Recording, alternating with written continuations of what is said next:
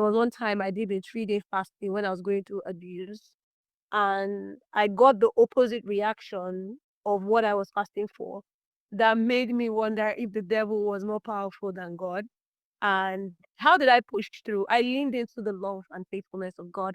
So I keep a memorial of God's faithfulness.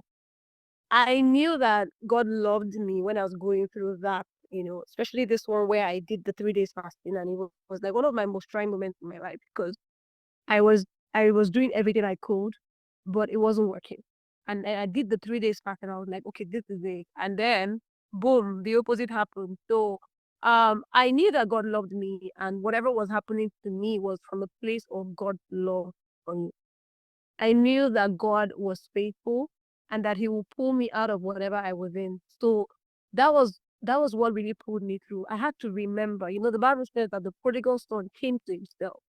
We can cry, we can feel sad, we can go through things, but we must call ourselves back to say, who am I? Who am I? The Bible says that whoever is born of God overcomes the world. So I called myself back to say, I did a 3 days fast and this happened. No, devil is not more powerful than God. If God is allowing this to happen, there has to be a higher reason. I might not be aware of it, but that doesn't mean that God doesn't love me, because I know that God is faithful. So I look through the faithfulness of God in my life, right? And I was like, nah, this is going to end in prayer.